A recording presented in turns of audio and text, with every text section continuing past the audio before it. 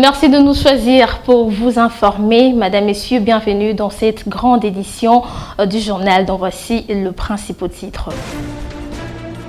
Au sommaire de ce journal, la ville de Kinshasa fait face à une autre forme d'insécurité.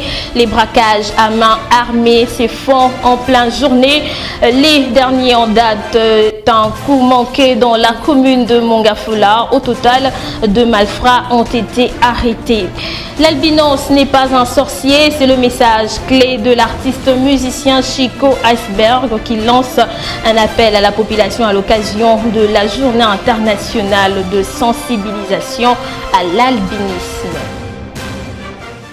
Encore une fois, bienvenue à tous dans ce journal. Dans l'actualité, 3 ans après le déclenchement du conflit communautaire à Kouamout dans le Maïndombe, la milice Mobondo reste encore active dans certains coins et continue à s'aimer l'insécurité dans les provinces du Kwango, Kwilu, Maïndombe, mais aussi dans le périphérie de Kinshasa et du Congo central. Le détail dans cet élément.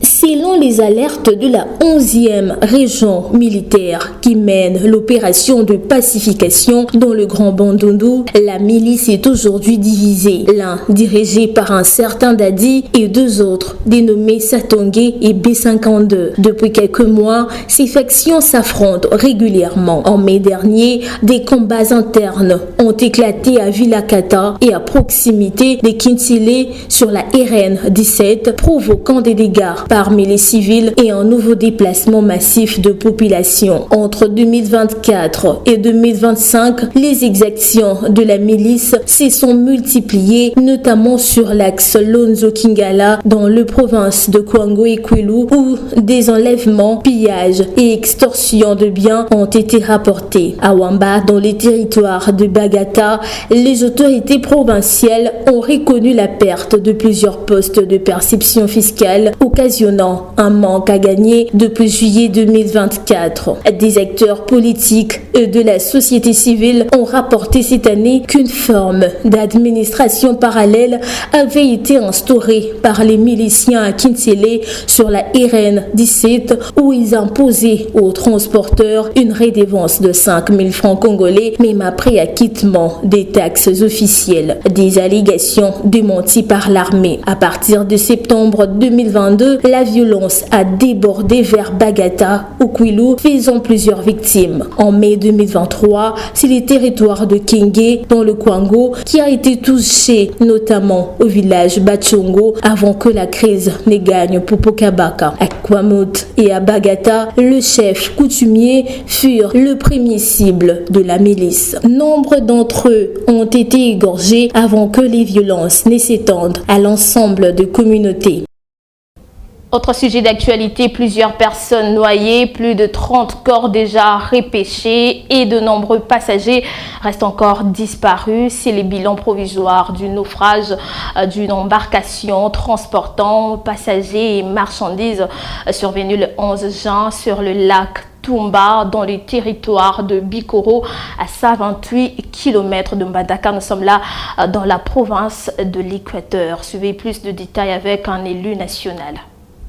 Honorable Président, je me fais le devoir de porter à votre haute attention un drame survenu le 11 juin 2025 à 14 h, dans ma circonscription électorale, le territoire de Bikoro, province de l'Équateur, où 3 pirogues motorisées ont fait naufrage sur lac Tomba. Entre la cité de Bikoro et le village de Ikoki Bonginda. Plus précisément, dans la zone insulaire de Elema. Selon la première information rapportée par les riverains, environ 250 personnes étaient à bord. À ce stade, On déplore 32 morts qui sont déjà sur Cité des Bikoro. Il y a encore des corps qui viennent vers Cité des Bikoro. Une dizaine de rescapés et un nombre important de disparus.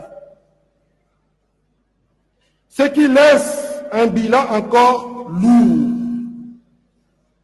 Cette tragédie endeuille une fois de plus de nombreuses familles congolaises. Ce drame soulève de graves préoccupations de la sécurité de la navigation intérieure, de l'efficacité des secours.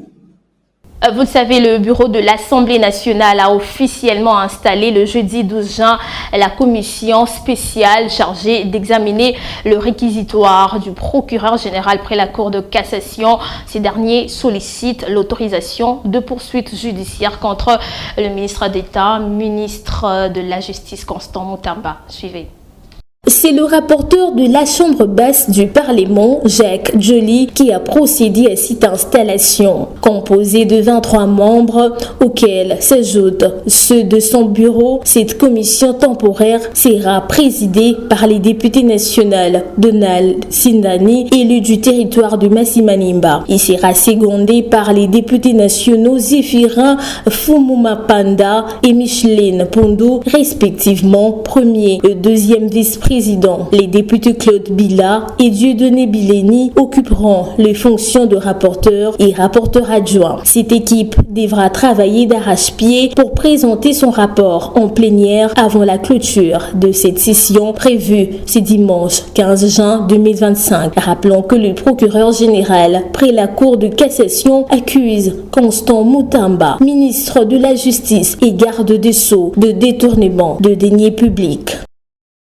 Et en marge de la conférence de gouverneurs au Lualaba, la première ministre a inspecté le site de KCC, l'un des grands sites miniers du pays, accompagné de plusieurs membres du gouvernement. Judith Souminois s'est dite satisfaite de la performance de KCC. On l'écoute dans ses propos recueillis en lingala. Namoni awa PCA za mwana mwasi, namoni DG ya nani c'est lui Lou oazo gérer ba opération union surtout à lui là moi si namoni basi bazo mema ba engin ba machine à minene maman gouverneur Patikali Simate eza kolakisa que moi si pe aza acteur ya développement na kati ya mboka et eza exemple ya kitoko ya kolakisa bato que mwana mwasi aza eloko pamba te. Mwana mwasi faut azala encadré pour akende liboso, et quand on dit mwana mwasi faut azala encadré akende liboso ezaka akotanga te mais eza na activité nyon surtout mwana mwasi azosala il faut qu'on encadre ye.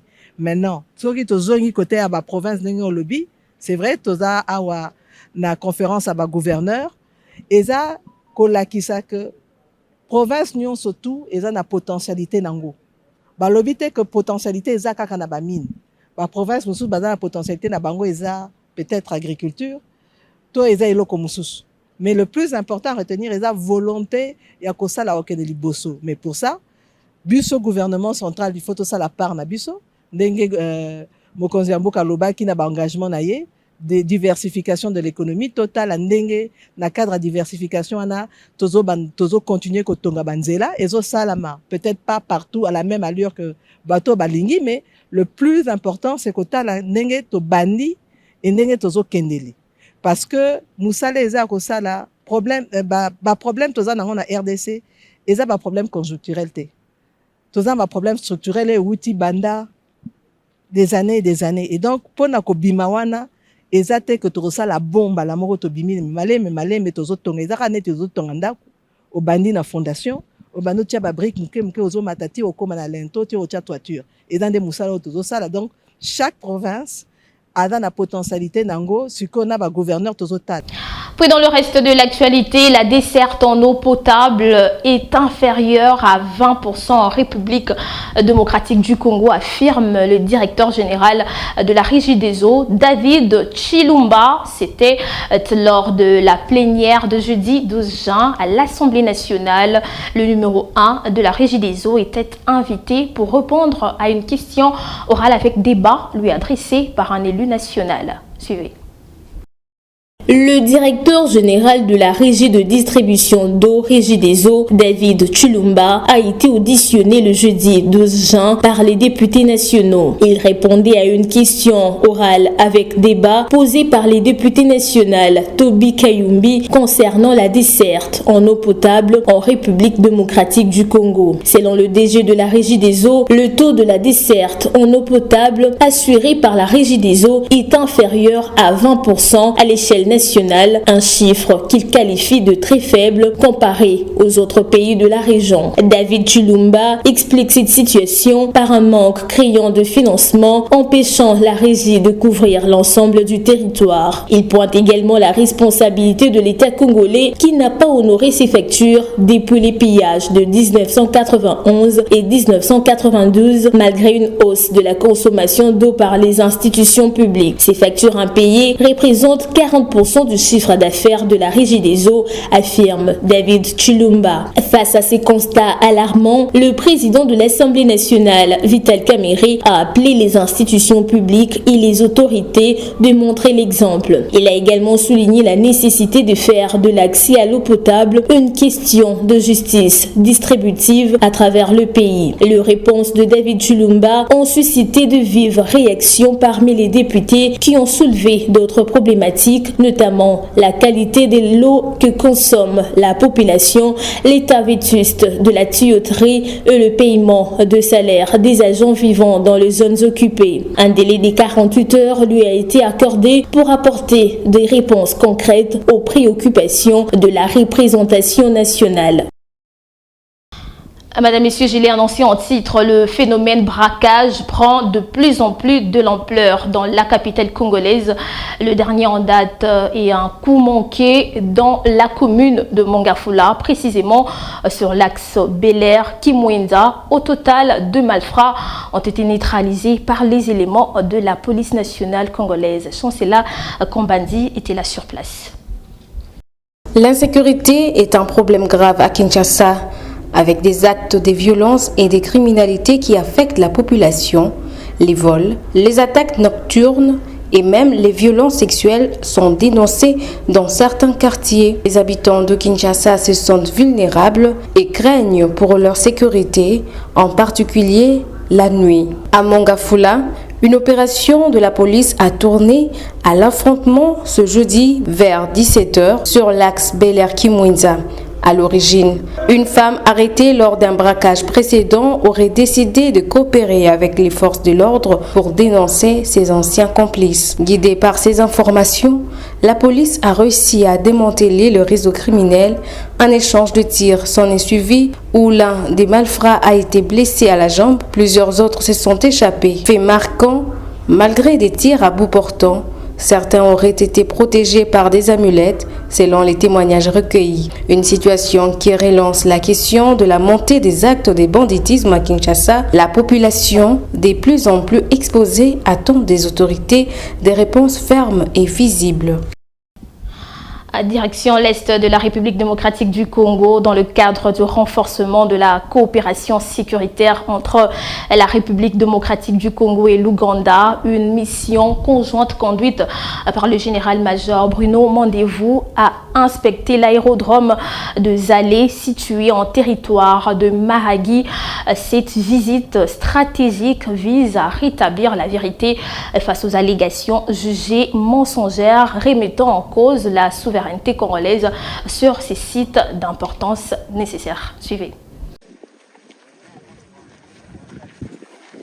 Bien, nous tenons à informer à toute la population itourienne, en particulier en général la population congolaise. Nous sommes ici en territoire de Mahagi, situé au nord de la ville de Bunia, à plus ou moins 180 km. C'est depuis le lundi nous sommes déportés à la tête d'une forte délégation du secteur opérationnel Ituri sous la conduite du général-major Bruno Mandevou, de son OPS Rance, le général Boni Matiti, du commandant de la police nationale congolaise en Ituri, le général Senghor Ngoï, à Mahagi pour une mission d'évaluation de la situation sécuritaire et opérationnelle.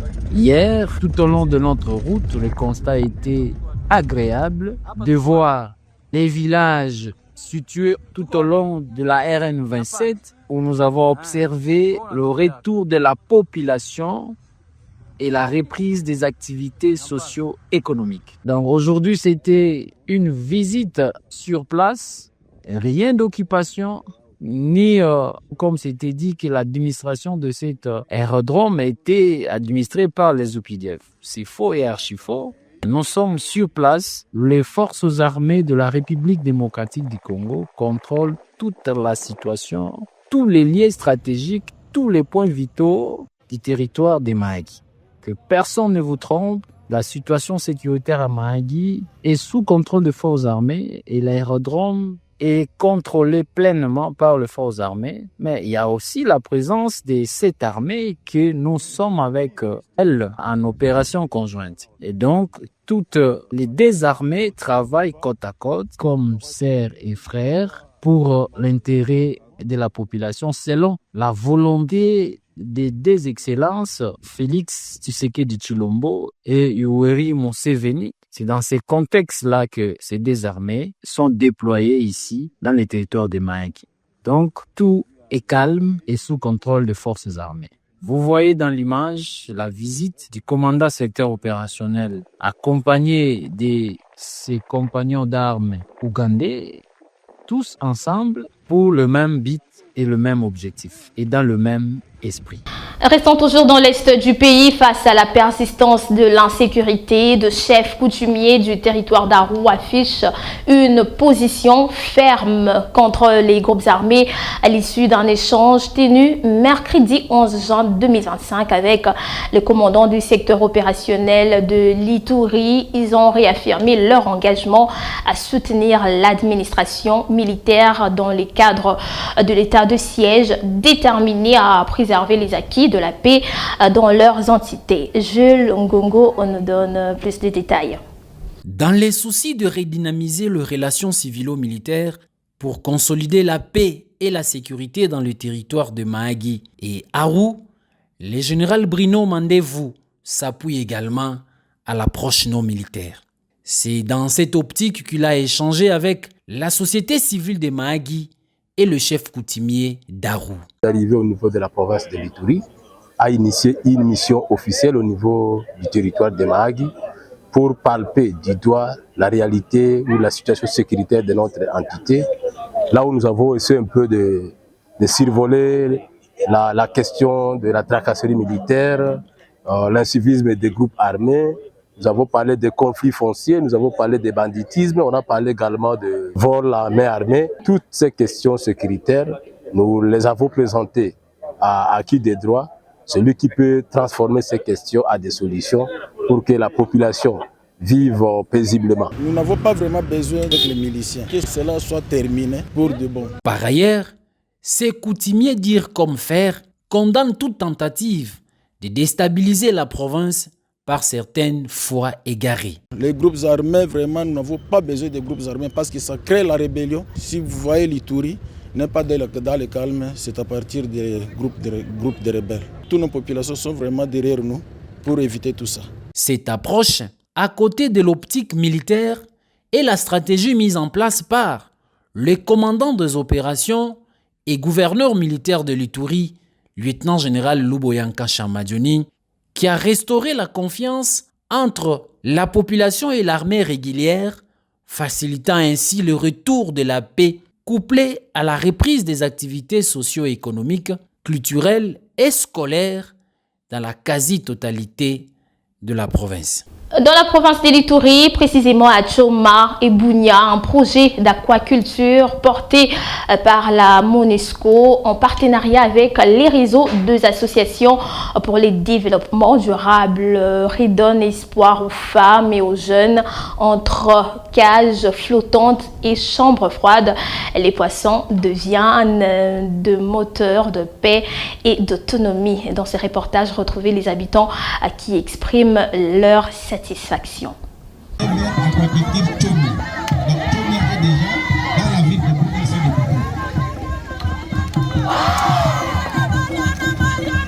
Tchomia, territoire de Djougou, au bord du majestueux lac Albert.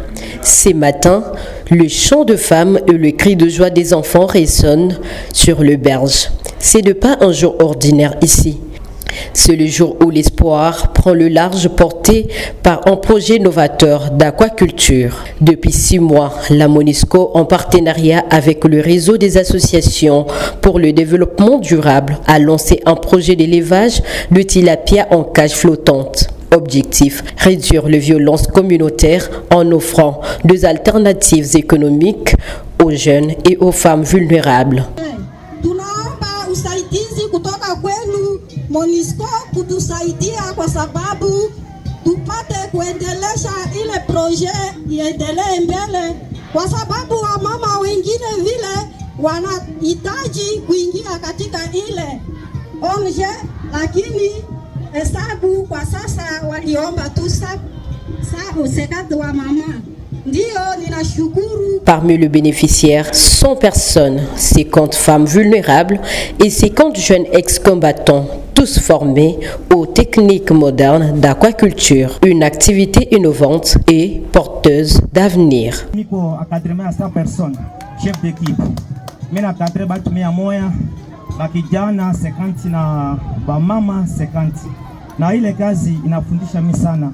Mimi najua mitauza cha pesh na mimi naendelea na kuvuku ya samaki, kwa sababu tukuyu wake mbele kama samaki banakomelesaka na banakulishaka, na iko mara kwanza na kuona hapa deja tuko na samaki tuko pale kuna komela mzuri. À Bounia, au marché de Yambi, la MONUSCO poursuit son engagement ce jeudi 12 juin. Un autre symbole fort, la mise en service d'une chambre froide d'une capacité de 10 tonnes.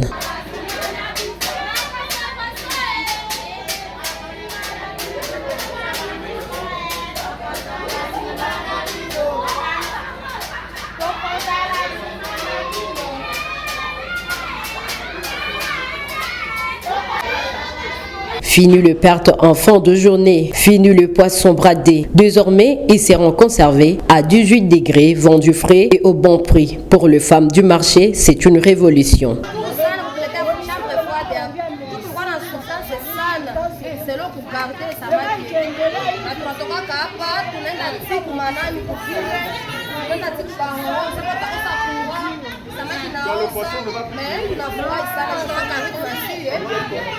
À Tchomia comme à Bounia, les eaux du lac Albert portent une nouvelle promesse, un projet d'aquaculture qui fait naître des revenus, mais surtout la paix.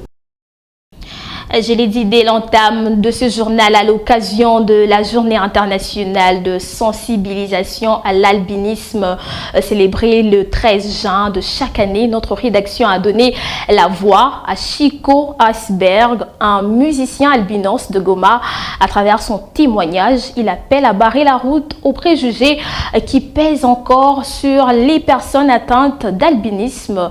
Pour lui, briser le stéréotype, c'est ouvrir la voie à une société plus tolérante et poser ses bases d'une paix durable. On l'écoute dans cet extrait choisi pour vous par Précieuse Pétou. Ah oui, eh bien, le 13 juin est un grand jour de sensibilisation de la base au sommet pour faire comprendre à toute l'humanité, à la communauté, que l'albinos n'est pas sorcier, que l'albinos a droit à une grande place aux nuits des noces, que l'albinos est un très bon associé. En fait, en tant qu'artiste, oui, les difficultés ne manquent pas. Mais moi, personnellement, je les surmonte par mon talent, mon intelligence et ma sagesse.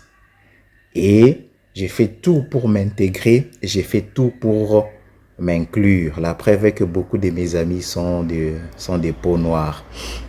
Alors, cela étant, dans cette grande thématique d'aujourd'hui, nous devons célébrer les différences. Oui, nous accepter comme tels au lieu de se rejeter. Surtout et surtout se compléter parce que nous ne sommes pas parfaits. Nous avons tous des manques, mais ce qui est très important, c'est se compléter.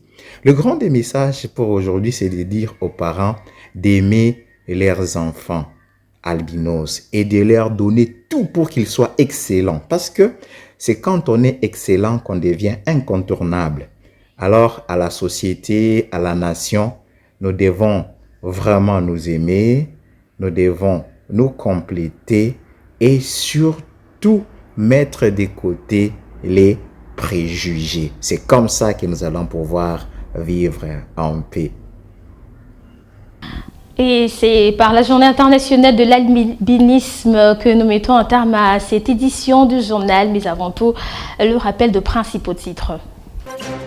Au sommaire de ce journal, la ville de Kinshasa fait face à une autre forme d'insécurité. Les braquages à main armée se font en pleine journée. Le dernier en date, c'est un coup manqué dans la commune de Mongafula. Au total, 2 malfrats ont été arrêtés.